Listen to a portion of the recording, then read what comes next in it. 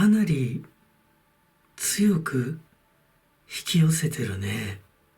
引き寄せることが決定されてる。まずね、業の山のこの10オブソーズ、もうあなたがもう行くとこまで行っちゃった。とっても辛い思いした。頑張って頑張って頑張り抜いて、すべて受け止めた。逃げなかった。これがこれから引き寄せることの力となってるよと。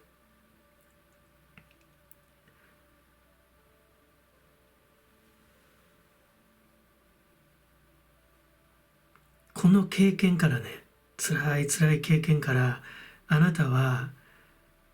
自分独自のね、法則性、ルールみたいなものかな、そういうものを構築することができたんだよって。で、この大アルカナのね、教皇、対になってるのがザ・ワールド。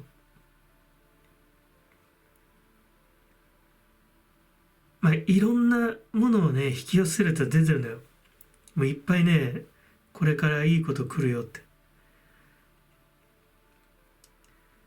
ただこのちょっとマジシャンだけはね、ちょっと気をつけた方がいいかなと思うんだけども、これはちょっと後で説明するね。で、どっちかっていうと、あなた自身の幸せってことかな。人が言う、多くの人が言う幸せではなくて、あなたが幸せと感じること。その真髄を見つけたんだよっていうメッセージが降りてきます。ただ実際は、周りがね、これからわちゃわちゃと騒がしくなるよっていうのが出てる。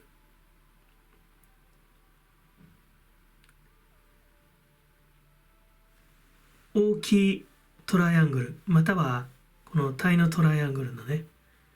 タイなんだけれども、未来を表すカードだけど、キングオブペンタクルが来てるから、これからね、ちょっとストレートに言えば金運が上がってくよね。物質的な価値が満たされていくっていうメッセージが来る。で、ポイントはね、あなたの元にアプローチかけてくるときはちょっともっさい人に見えるかもしれないね。なんとなく冴えないなって、なんか煮え切らない人だなって、その人があなたにとって大きな金運をもたらすよと。非常にね、堅実で経済的にエネルギッシュな方っていうのが出てる。このワールド、タイのトライアングルで考えた時のこのワールドの原動力として出てるのがエンペラー皇帝なんだよね。あなたを支えてくれてる人とも見える。あなたを苦しんでいるあなたを支えてくれた人、この方が導いてくれたとも見えるし、ひょっとすればとても近い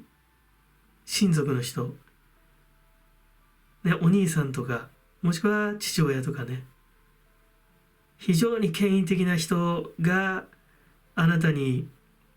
影響力を与えていて、その反動形成みたいなので、あなたが独自のここから離れることで、あなた独自の幸せみたいなものを構築するとも読めるよね。なんとなくだから、あなたの自立のブースターとなってるような、そんな感じが、伝わってくるかな。なんかね、あなたの周りでね、男たちがね、わちゃわちゃしてる。でね、一番ちょっとくせ者なのがこのね、マジシャン。おそらくあなたを苦しめた人だと思う。もしくはあなたに夢見させた人かもしれないね。恋愛に限らず言えば。あなたが追った夢とか、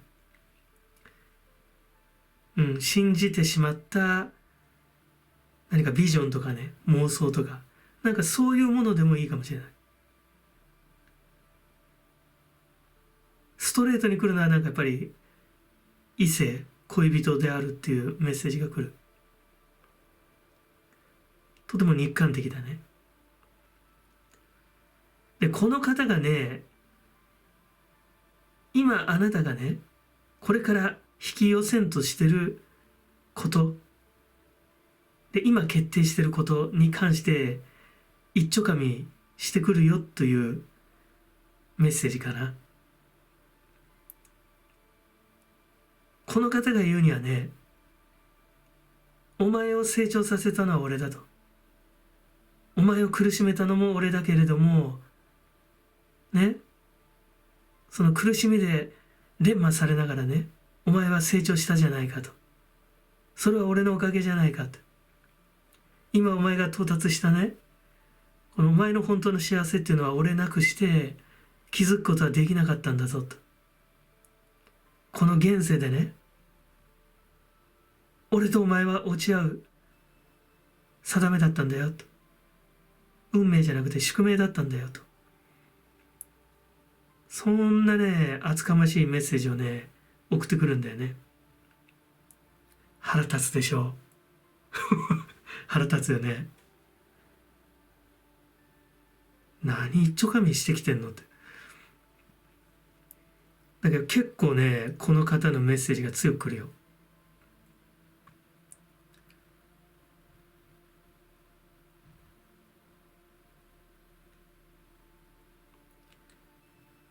この真ん中の9オブワンズだけど、これからあなたが引き寄せんとしてることに少しあなたが疲れてしまう。まだこの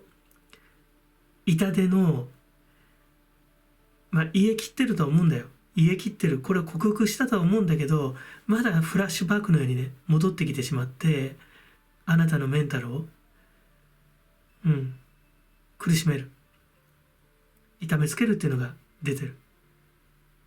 これからあなたが引き込むことっていうのはね、とてもエネルギッシュなエネルギー体があなたにこう吸収されてくるんだけど、ちょっと疲れてしまうから気をつけなさいっていうのが来てる。で、トップの6オブワンズに関しては、これは凱旋、一過性の勝利なんだけれども、やっぱりね、身内に、近場にね、裏切り者が出るよというメッセージなのね。で、これはどういうことかっていうと、やっぱりこのマジシャンなんだよね。この怪しく見える。あなたにまだまとわりついてくるかもしれない。これだけの試練をね、すべて受け止めて、そして克服してね、新たな次元に立ったんだけどね、それでもまだあなたにね、影を落としてくるよって。そこを気をつけなさいとね。だからあなたのこの勝利感に一筋のね、影が落ちるんだけど、そこさえ気をつければ、このザ・ワールド。だからハイロファントなんかはね、本当にこのあなたが得た幸せだけを信じなさいと。人の幸せ、人が言う幸せではない。多くの人がそのいわゆる社会通念で言うようなね、上っ面の幸せじゃなくて、あなたの本当の人生だよと。頑張って頑張って頑張り抜いてやっと手にした本当の自分、本当の人生っていう、それが本当の幸せなんだよと。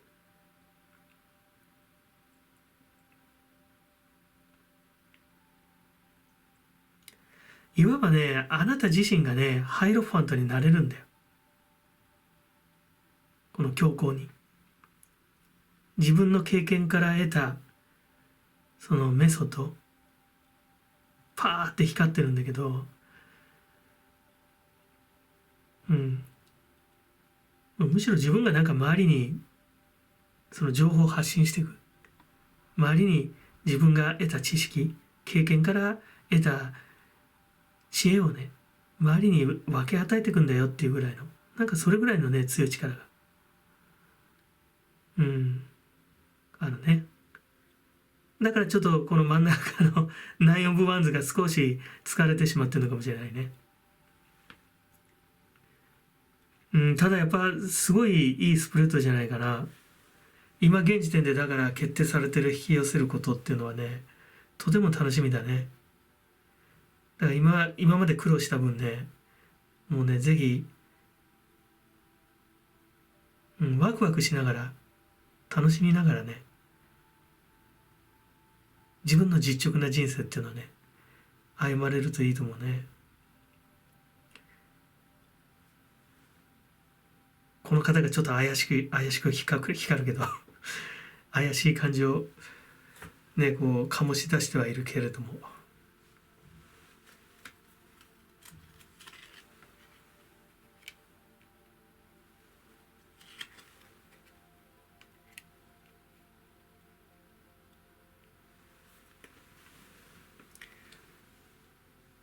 エリクサー・オブ・ライフ、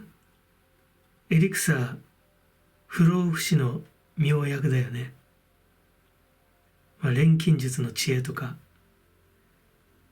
もうまさにそうじゃない。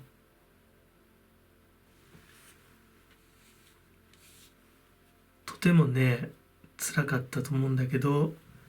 ここから学んだことっていうのは、今後のあなたの人生、この現世を超えて来世まで見通せる、まさに不老不死、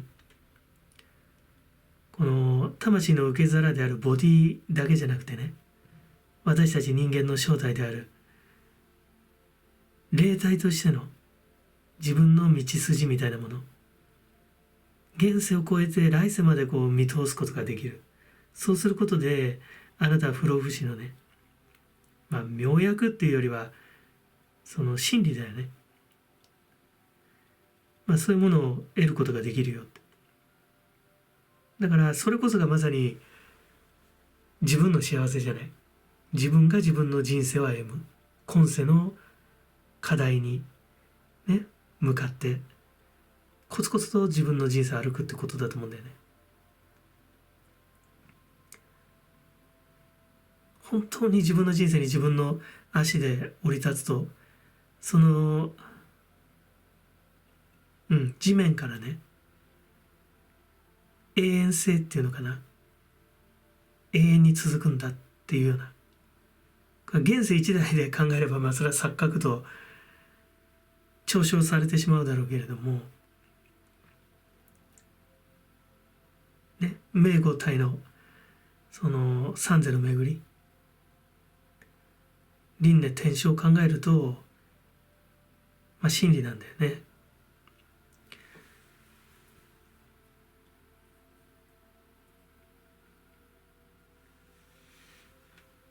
だからとてもね過酷な経験だったかもしれないけど、あなたはねとてつもない英知を得たんだよっていうメッセージ来る。そしてこっちのカードも嬉しいじゃない、サクセスで。まさになんか自分の蒔いた種が、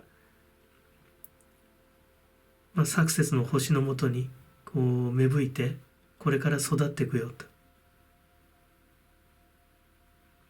ひょっとすればここまで苦しむのはあなたが前章から引っ張ってきたストーリーかもしれない。それが全てだとは言えないけど、だけど逃げなかったあなたはそのカルマをね解消したよね。あなたが今までの人生の過程、そしてこれからこれからもそうなんだけど、巻いてきたその良きカルマっていうものがね芽吹いてあなたに成功をもたらすよと、まさにワールドにかかってるよね。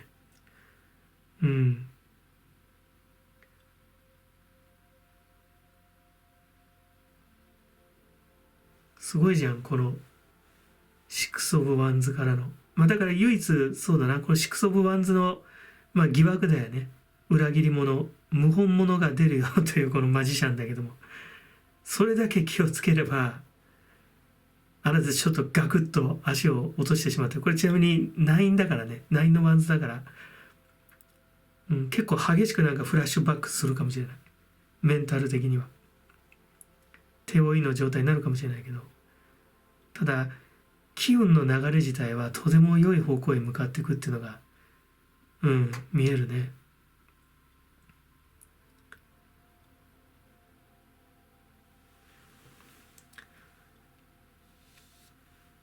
特にこの財政面、物質的な豊かさっていうのがね、あなたが引き込むことが、もう今決定されてるよっていうのがね、出てるから。ちょっとなんかお金をせびられるかもしれないよね。この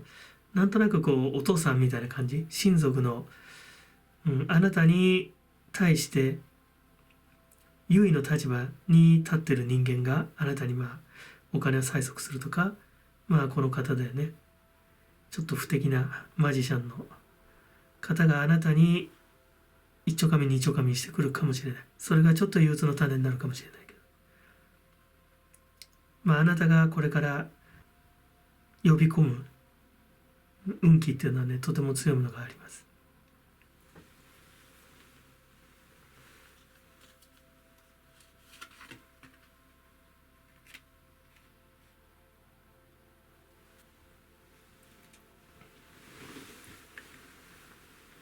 舞う鶴の呼びかけ。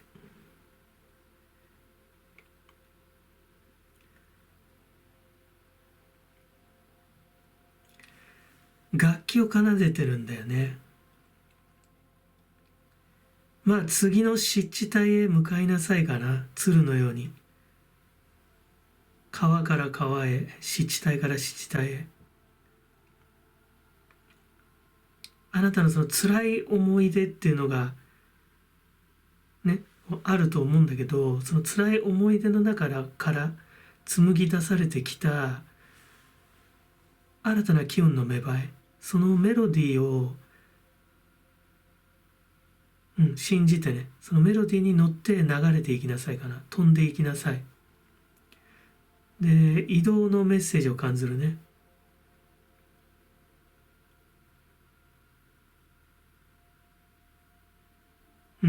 呼びかけだからまさに今じゃない。これから呼び込むこと、決定されてること、もう決まってることだよと。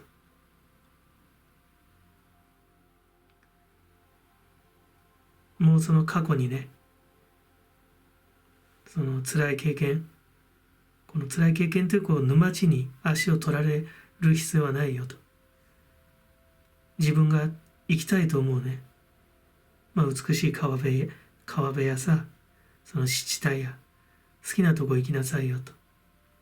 飛んで行きなさいよっていうね、メッセージが来る。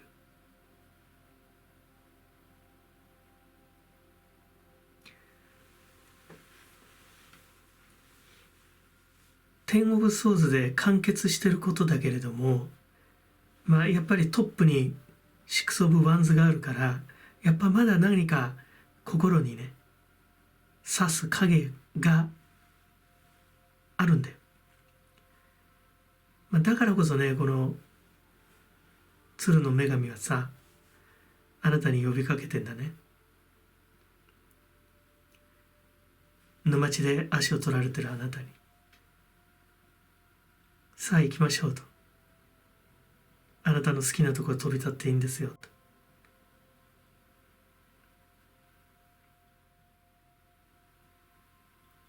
あなたが全身全霊でね、生産したカルマと、そして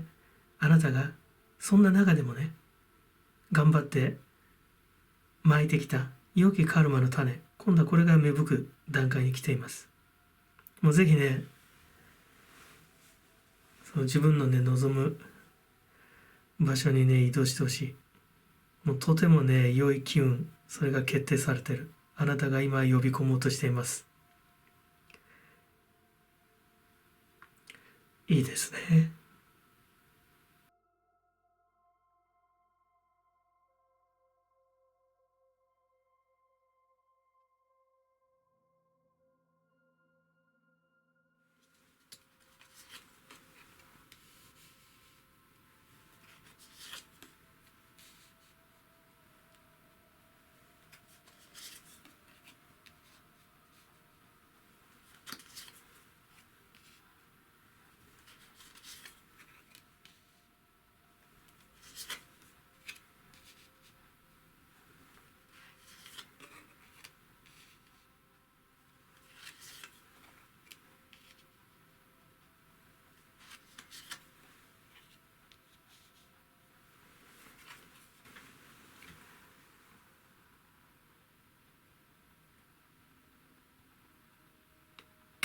構多くを引き寄せてしまうっ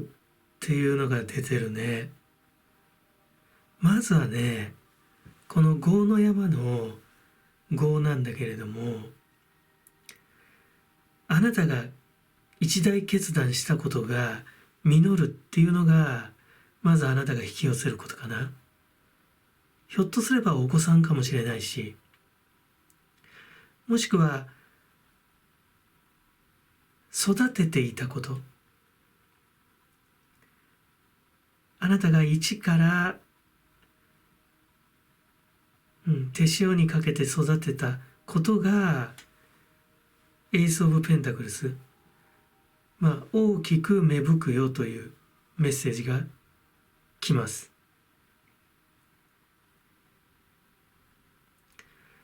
恋愛で考えたら、あなたが密かに育んでいた恋が大きく大成するとも言えるよね。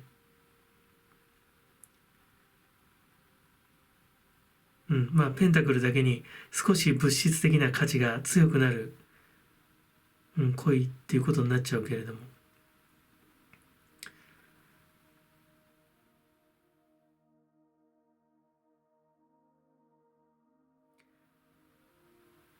だけど、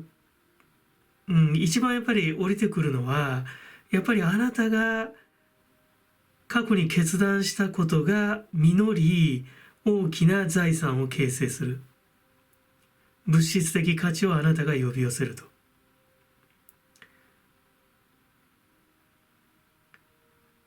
で、そこまではいいんだけど、それにね、乗じて、どうかな、この体のトライアングルの2オブペンタクルス。本来別れるべきだった人、もしくは、離れるべきだったシチュエーションとかね、職場とかでもいいかもしれない。とりあえず、かくがくしかしが何かしらの理由で連絡を取り合わなきゃいけなかった、関係を保たなきゃいけなかった人が、あなたの成功に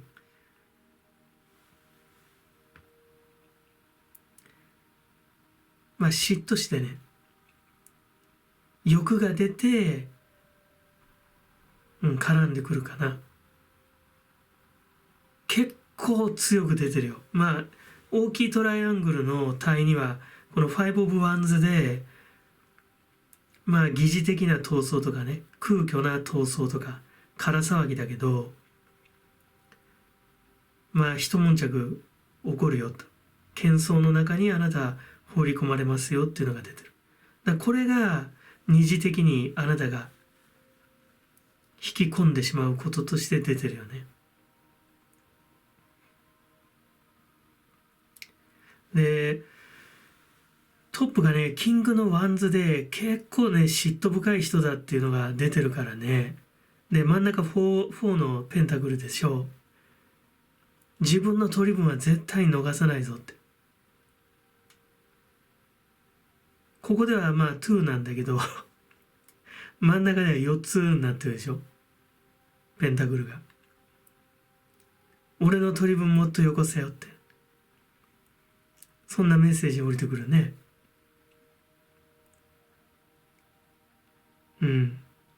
で、まだまだ要求してくるっていうの見えるよ。トップのキング・オブ・ワンズ。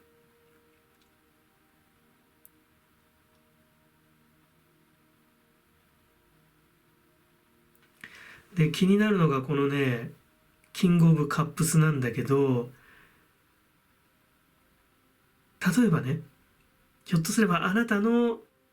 その別の恋人がいたとして、この方もちょっと怪しくなってるぞっていうメッセージが来る。あなたの挙げた成果に対してちょっと色目使ってるよって。少し遊び人気質の方だね、カップのキング。あなたにとってとてもね、興味深い方だと思うんだけど、少しね、あなたが挙げた成果にちょっと惑わされ始めてるっていうのがね、見えるな。で、五つどもえの、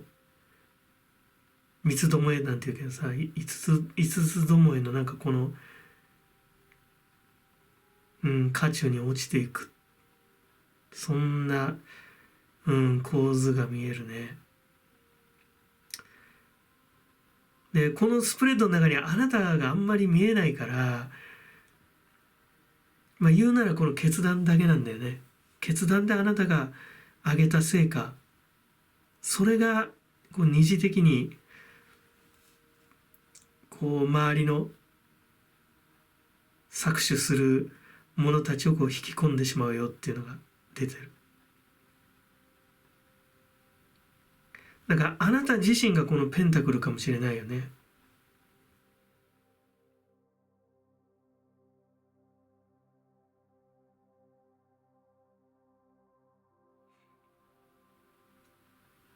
財宝の原石っていうのかな。まだ洗練されてないね。だけどどことなく屈託のない一つの勝利の破片みたいなもの。なんかそれを持ってるのがあなたにも見える。だけどあなたを搾取しようとしてる人たちが結構集まってるよ。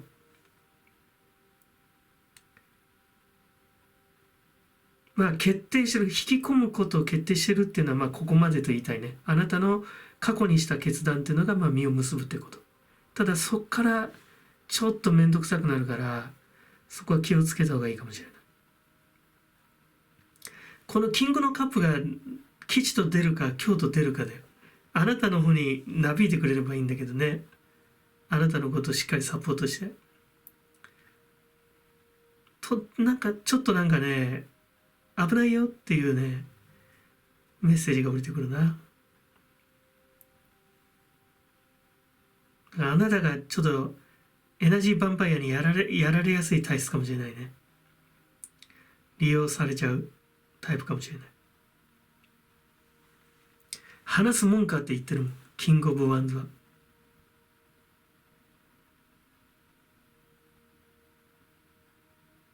偉そうにしてるけどね、もうべったりあなたに依存してる。このフォー・オブ・ペンタクルスも嫌でしょ。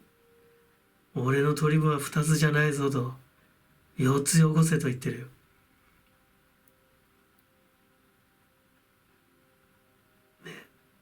だからそう考えるとこのキングオブカップスはさ、もうちょっとなんか砂吹きみたいな立ち位置かもしれないね。だからちょっと気をつけた方がいいよというメッセージが降りてきてます。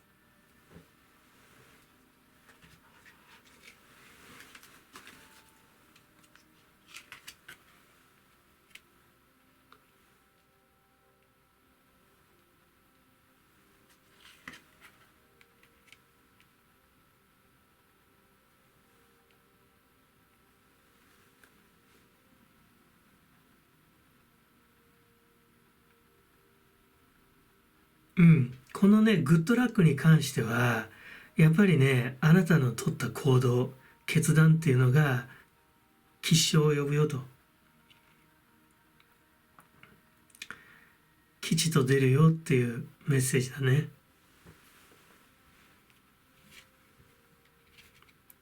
まだおぼこいページのペンタクル。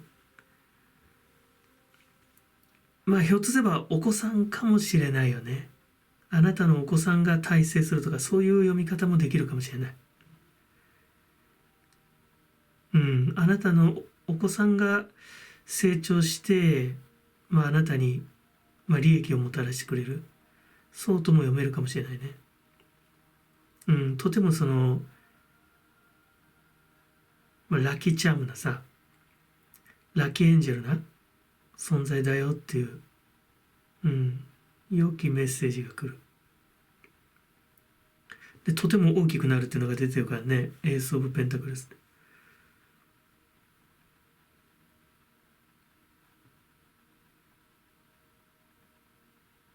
経済面に関しては、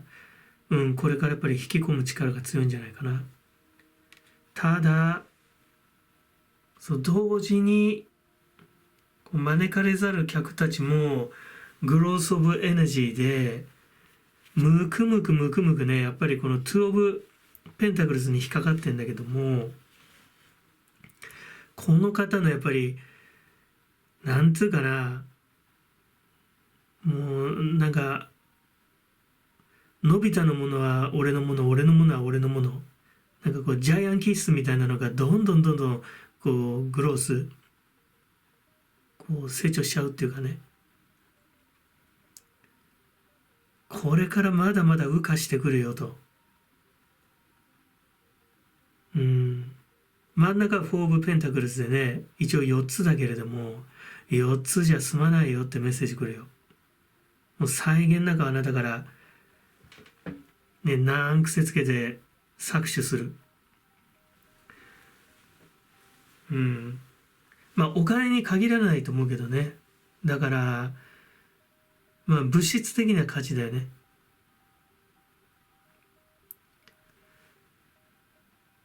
あらゆる物質的な価値、まあ、精神的なものでも非常に世俗的なレベルの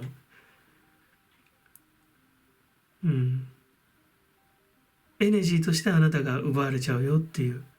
そんなメッセージが来る。だからせっかくあなたが生み出したさ、その良い機運もね、この周りにいる取り巻きのせいでその悪い方へこう膨らまされちゃう。で本来あなたがこんな渦中に入る言われはないんだけど、この5 of Wands の中入ってっちゃうんだろうね。あえてそういうような空間を作ることであなたをこの結界に閉じ込めるとも、メッセージが降りてくるよ。このキングオブワンズなんか非常に執念深いっていうねメッセージが来るから、あなたを混乱させてコントロールするよと。あなたが生み出す良い機運っていうものを全部奪えるだけ奪ってやろうっていうね、どんどんなんかね、この方たちのね欲望が増していくっていうのが出てる。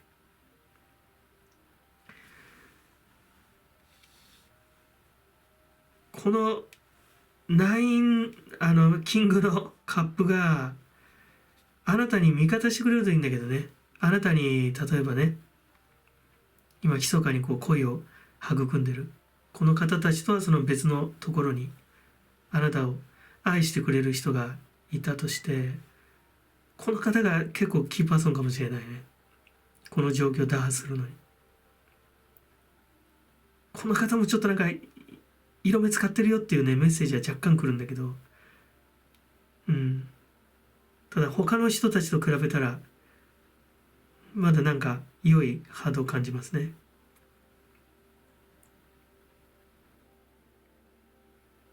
この5のペンタクルズなんかでも、2人が行き詰まってしまう、本当の価値を見失ってしまうだけれども、この仮想の問題っていうのをねあえて作り出して、本当はあなたのせいじゃないのにあたかもあなたのせいだよというような錯覚を作り出して、あなたから良き機運というものをね搾取していくっていう流れが見えるね。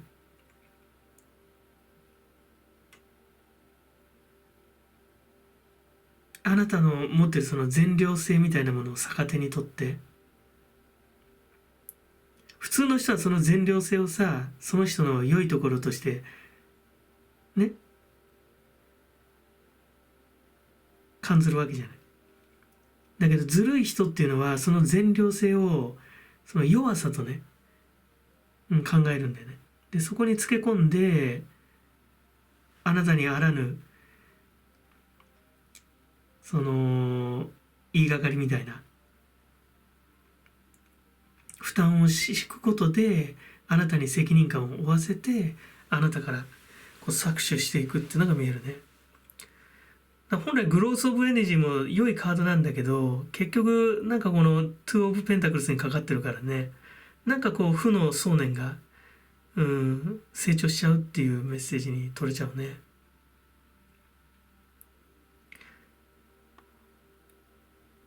あなたが過去に決断したことで、それが実を結ぶところまでが決定してる。ここまでは引き込んで、大いに引き込んでいい。だけれども、そのあなたがせっかく上げた成果っていうのを横取りするような人たちが来るから、そこは、しっかりとね、ブロックすることだね。うん。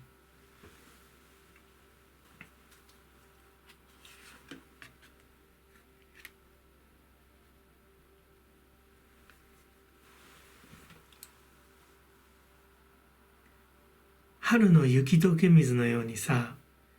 良い機運が溢れ出してくるよというメッセージ。だけれどもとてもね、淡く感じるよね。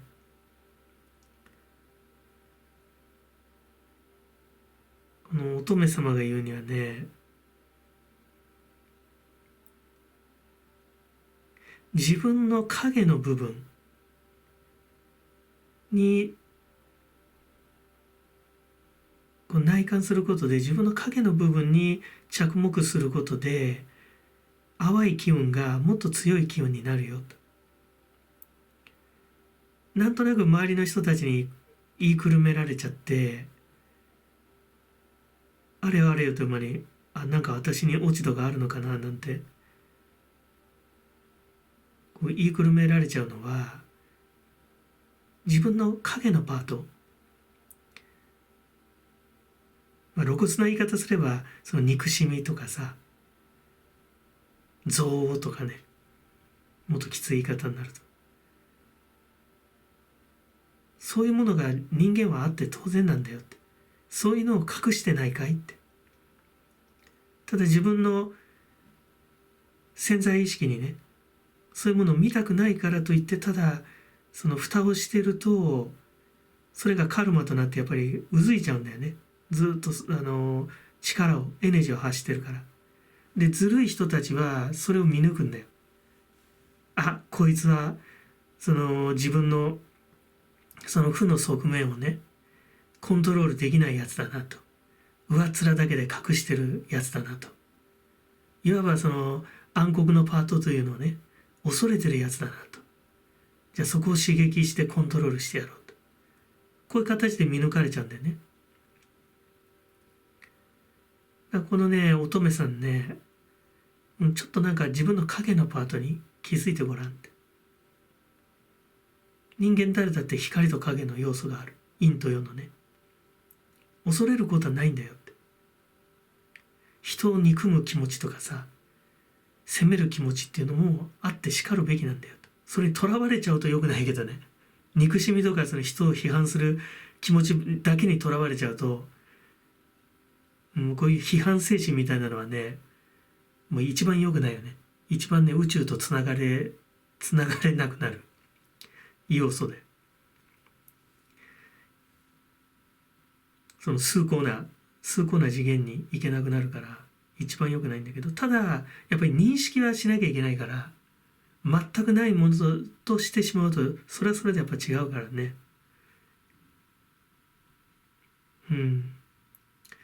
そうだね。そういうメッセージが来るな。せっかくあなたの中からさ、起こってる良い流れっていうもの、あなたが引き込もうとしてる、それは決定してることなんだけど、やっぱりね、その機運がね、淡いんだよね。淡いから、なんかうまく絡め取られちゃうっていうか、搾取されちゃう。ちなみにこの眞子さまって、あれだよね、孫の手の、眞子の手だよね。この中国の仙女っていうのかな、女仙人で、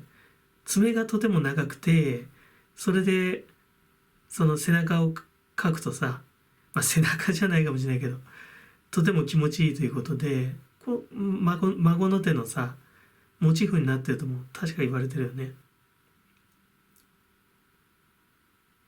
かゆいとこに手が届くと。そう思うとちょっとファニーだよね。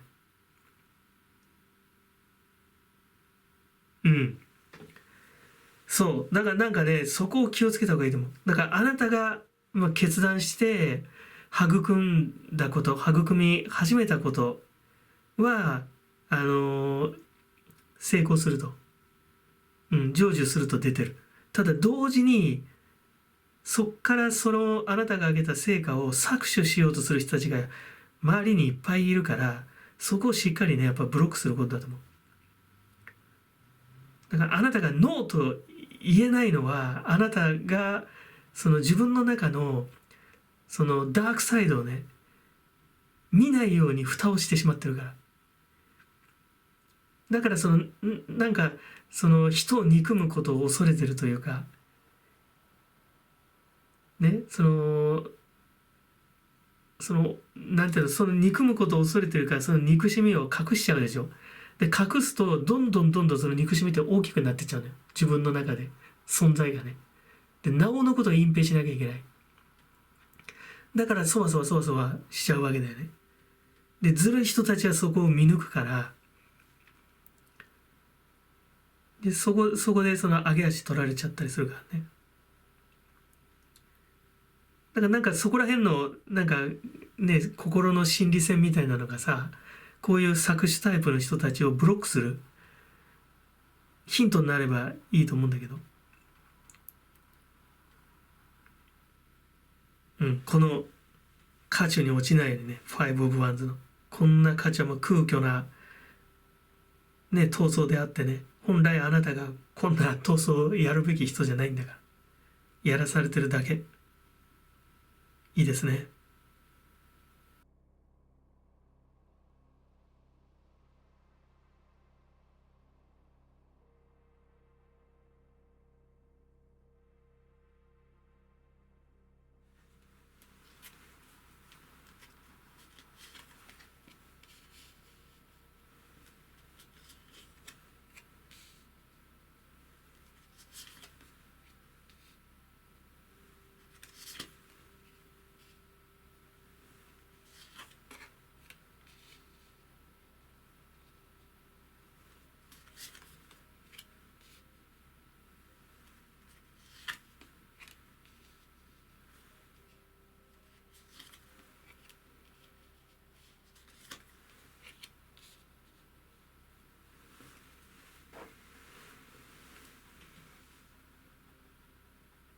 やばいね。あなたがね、とても強く出てる。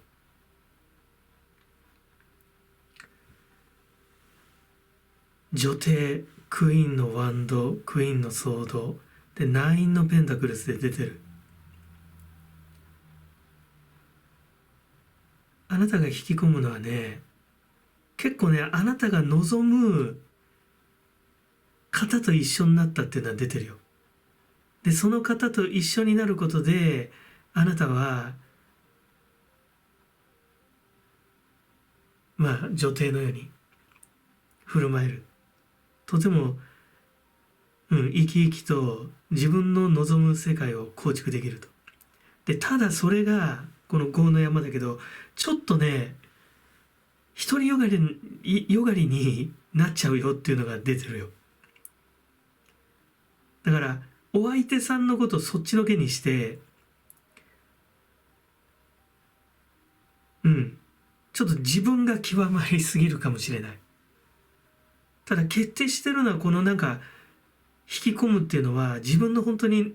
理想の世界っていうのをあなたは構築できるっていうのは出てるよね。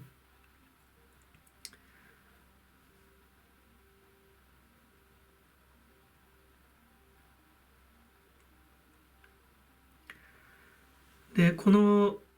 タの山のさ、原動力だけど酸が来てて、本当に屈託のない幸せ、本当、それ以上でもそれ以下でもなく、自分の望むものを望む。あるがままに自分の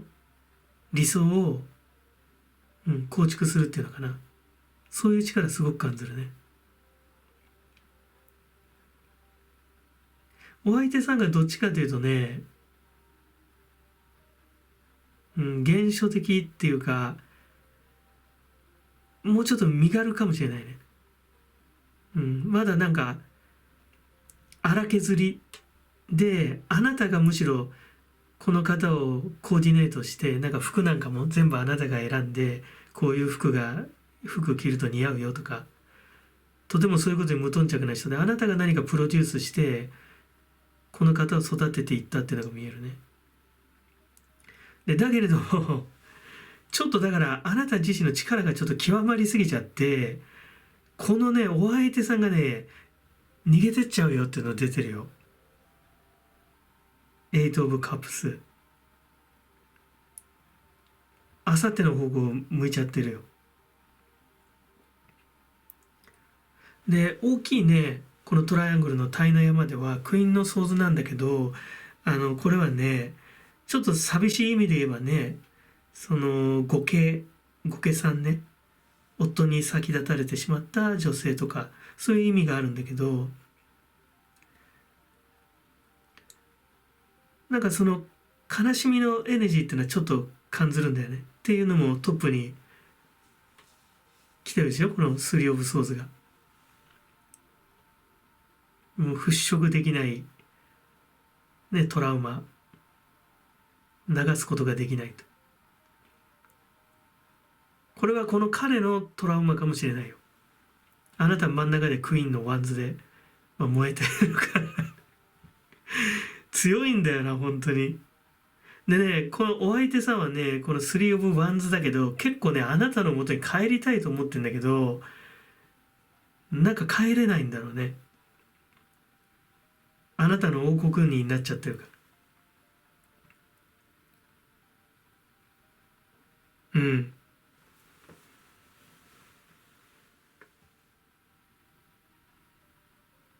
とても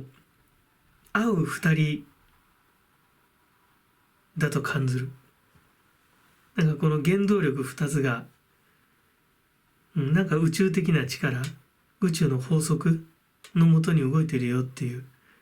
なんかそのようなメッセージを感じるから。であなたもなんか結構強気になっちゃって、この方にね自分の弱さを見せられないよな。あんまりこう突っぱねちゃうと最後ここまで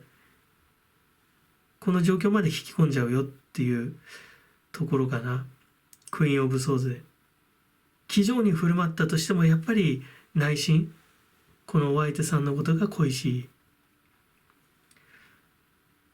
ここまで引き込まないようにすればいいんだよね。このナインのペンタクルあたりで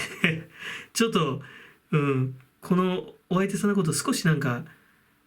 配慮してあげるとねバランスが取れるかもしれない。まあなんかスプレッド的に圧倒的にあなたの方が強いっていうのは出てるよ。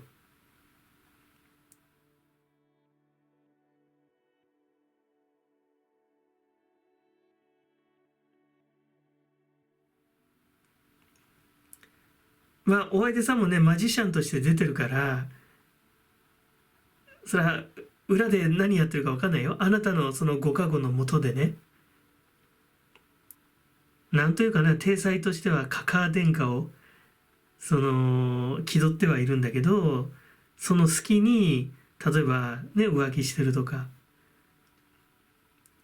なんかそういう理由があるかもしれない。あなたがちょっと意固地になっちゃう。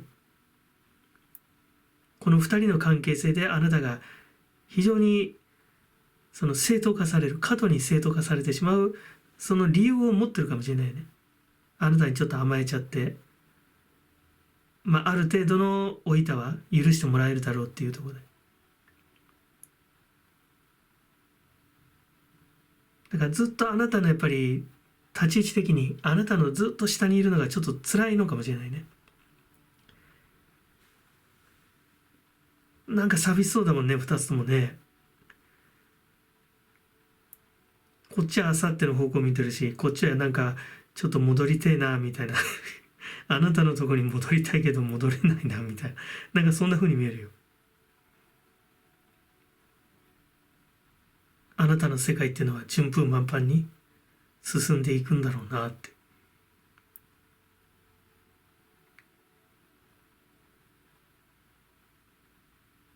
うん。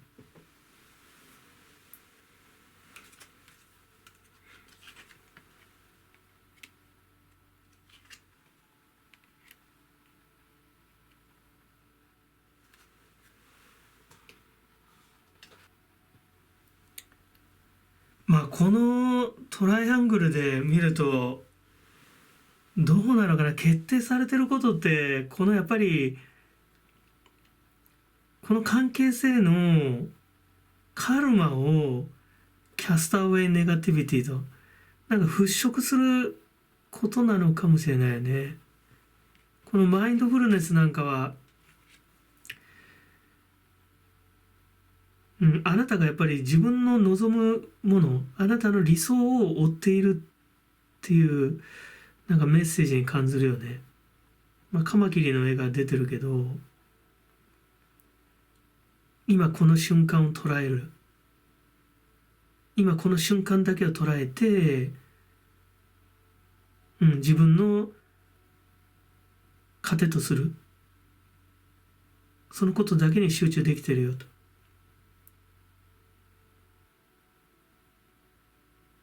なんかこのマジシャンのさ、お相手さんがね、交尾の後にオオカマキリのメスに食べられちゃうオスのようにも見えてくるね。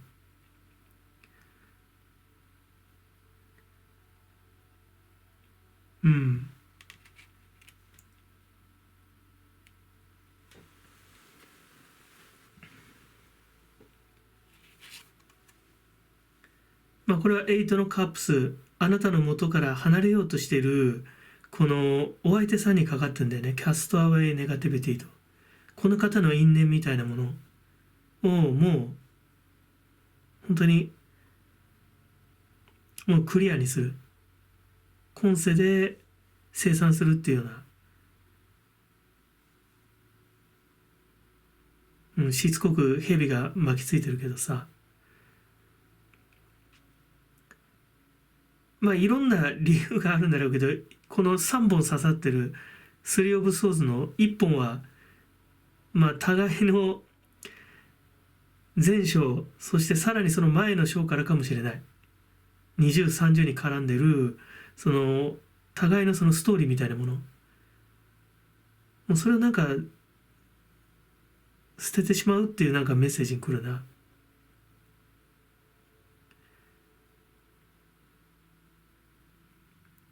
あなたがおそらく多分このお相手さんをなんか育てるような形っていう、その降りてくるんだよね。あなたが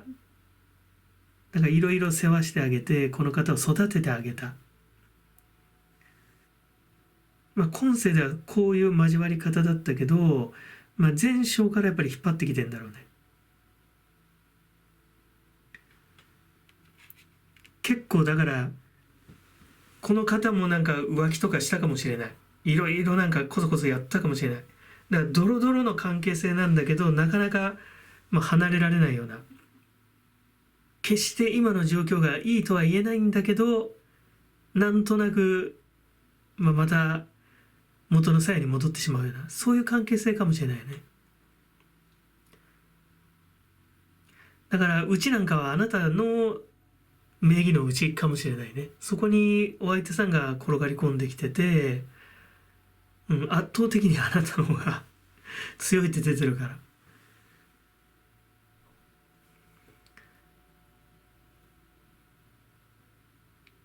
だからあなたとしてもなんでこの方にこんな惹かれるのかなって、結構立ち位置的にはあなたの方が強いんだけど、なんでこの人にこんな惹かれちゃうのかなっていう、なんかそこら辺が今世で解消されるかもしれないよね。もう私いいわっていうような、もうこの人いないとなんか寂しい、なんかやっぱり自分の中にこう欠落したもの、ハートがなんかこうキュンキュンするけれども、なんかもういいんじゃないかなっていう、なんかそこら辺まで引き込んでいくかもしれないね。到達するかもしれない。どっちかっていうとこうお相手さんの方が心配だよね。本当なんかどっかにこうドリフトなんか漂流してっちゃうような、あなたの元を離れたら本当に本当なんかナップサック一個でさ、こう第三諸国回るようなヒッピーのような、なんか放浪者みたいになっちゃうようなね、根なし草のような、なんかそういうメッセージが来るな。まあね、トップにやっぱりこのスリー・オブ・ソーズが来てるからね、本当なんかやっぱ遺恨とか、カルマとかね、消せないトラウマとか、やっぱ結構大きいもんだよね、これはね。この下の土台があまりに強力なだけに、ね、なんかこれぐらいかわせるだろうと思っちゃいそうだけど、なんかこの2枚が出てくると結構なんかやっぱ強いのかなっていう、お二人の関係性の引き合う呪縛みたいなもの結構強いのかなっていう気がする。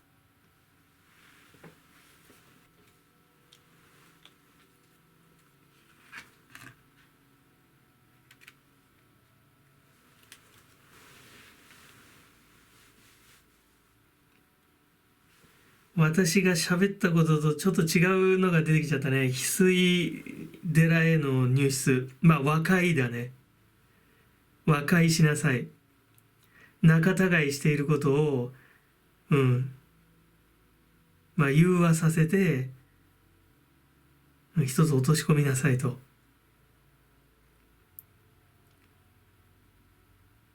まあ翡翠、まああなたには、今どうと、ハートチャクラ、もうまさにハートだね、本当に。ハートチクチクしませんかと。キュンキュンしませんかと。このままだとあなた強いかもしれない。強いかもしれないけれど、本当にそのままでいいのって。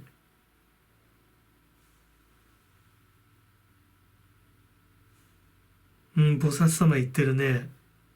おっしゃってる。もう入室だから本当に、ちょっと仏音叩けぐらいの。ちょっとなんか本当伽藍堂に入ってね、翡翠の伽藍堂に入って、ちょっと心今、改めなさいと。あなたのハートが危ない。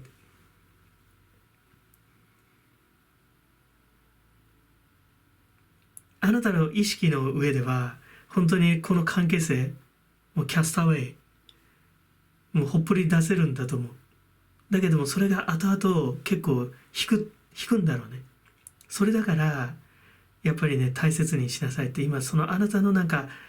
ちょっとハートの不具合っていうかさ、そこにちょっと着目しなさいよっていうのは来てるね。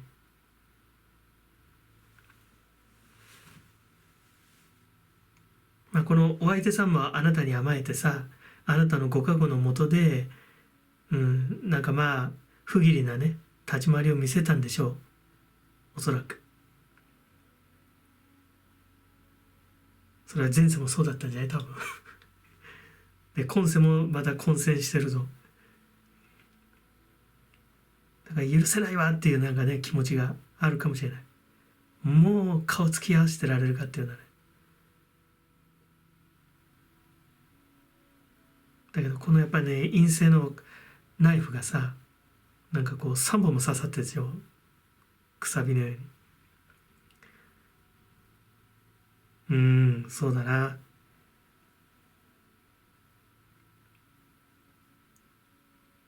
あなたが今引き込もうとしてるのはね、だからね、ちょっとなんか、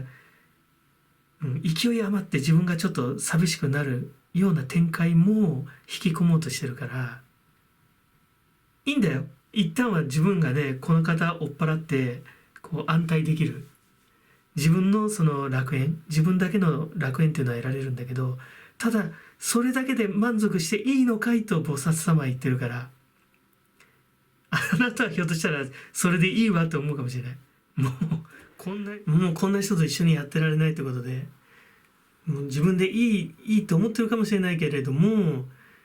菩薩様はね違うって言ってる。結構なんか重厚なメッセージが来るよ。なんなら本当に仏門叩けぐらいのね。ハートチャクラ機能してますかってメッセージが来ます。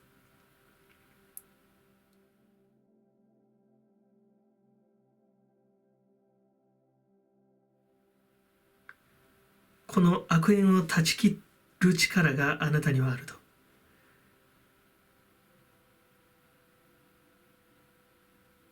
あるんだよね。あるんだよ。だからなんかそのお相手様との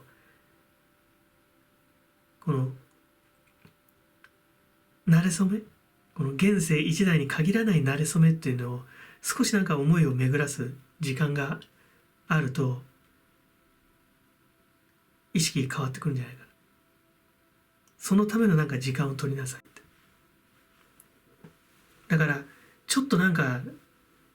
なんていうの、時間を置いたら良くなるかもしれないよ。この本当陰性のパワーがとてもなんか強く感じるんだけど、このカルマがある以上またこのねお二人が吸収されていくからぐーっとね、変わるチャンスはあるのかもしれないね。